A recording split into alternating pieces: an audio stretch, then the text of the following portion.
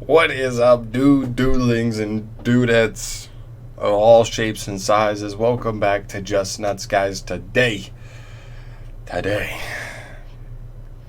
we've got some pretty interesting information, right? So, usually what happens in Yu-Gi-Oh! When we get a new set that is both going to be presented in the TCG and the OCG, it'll already be like out and about in the OCG. We'll already find out most of the cards, and then we'll get the official like TCG release, like press release almost, where like Konami officially releases like a pick, like officially announced, and also with like all of like just a bunch of information about it that we didn't know before. Usually, actually, we already know a lot of the stuff because we'll already see like the cards that the OCG has, and we usually get the same cards, so there's nothing too crazy there. But we do actually have something spicy as hell announced in here. So let's just read through the Ignition Assault actual press release here. Shout out to Yu-Gi-Oh! Organization as always. They killing the news game for sure. After 20 years, we finally get Pirates as a deck. Get Pirates as a deck. We'll get there. All right, that's definitely the most exciting news here. But there's some other stuff, too, I want to look at. On January 31st, 2020, Ignition Assault arrives as Winter 2020's 100-card booster set, heating things up with AIs at Ignister cards from the climax of Yu-Gi-Oh! Vrains. Multiple brand new strategies, new cards for popular strategies, and powerful general use cards that every duelist will want to add to their arsenal. Hitting shelves March 6, 2020. Ignition Assault Special Edition comes out. Blah, blah, blah. All that stuff. All right. Humanity's greatest fear has been realized. Dueling AIs have become sentient and organized their own army to take the Yu-Gi-Oh! Trading card game by storm in Ignition Assault. Winter 2020's 100-card booster set heats things up with AI's Ignister cards from the climate. Blah, blah, blah. Oh, we already got this. Okay, cool. All right, whatever. Keep your AI on the prize. AI's adding Mr. Strategy is a Cybers theme with mastery of Link, Ritual, Fusion, Synchro, and XYZ summoning. Signet Mining from Dark Neostorm and Firewall Dragon Dark Fluid from Chaos Impact will help you maximize this deck's capabilities. That's all true. It looks like a decent deck so far. We'll see if they get more support, though, later on.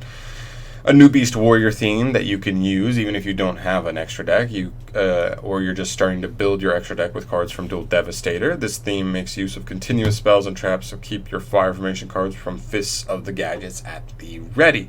All true. This is the new Senka archetype we looked at yesterday when it got announced. Pretty cool. Doesn't use the extra deck. Seems like a going second deck, but it definitely needs some more support. But good start, I think, for them. No ritual spells, no problem. A megalithic new ritual theme where the monsters themselves do all the heavy lifting. By heavy lifting, they mean the monsters are the ritual spells. You don't play any ritual spells. The monsters themselves will help you ritual summon themselves out, which is pretty cool.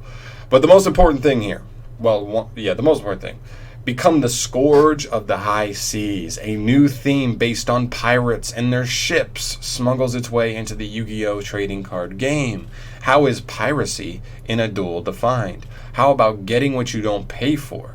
In this case, getting monsters out of your extra deck without using any materials.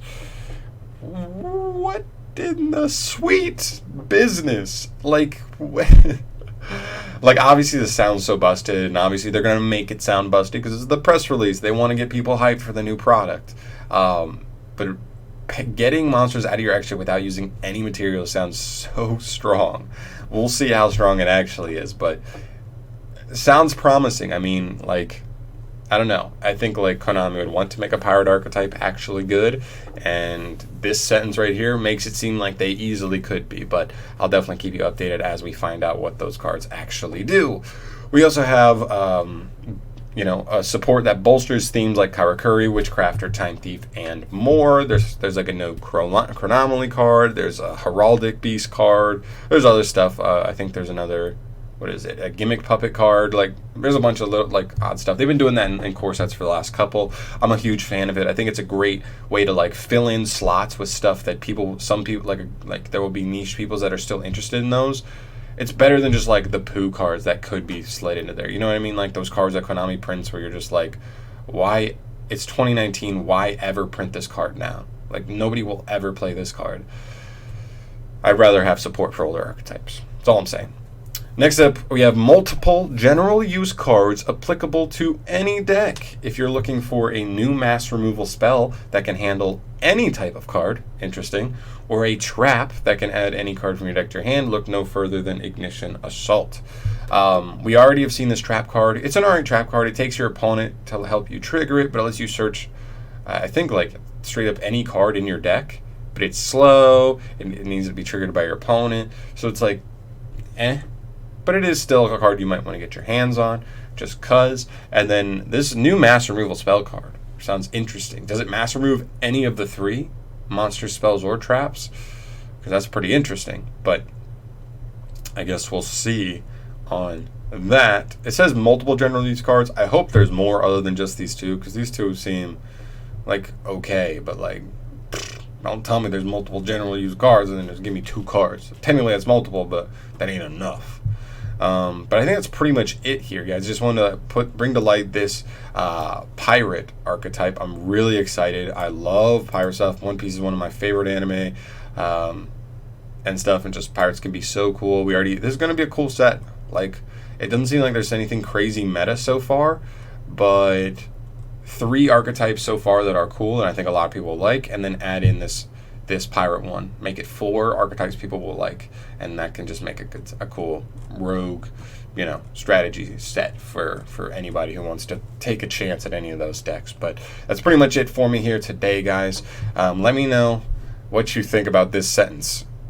Getting monsters out of your extra deck without using any materials. Let me know how busted you think this will be, or if you think they're just hyping it up. That's pretty much it, go. Subscribe to the channel if you have not yet, and I will catch you in the next one. Peace, guys.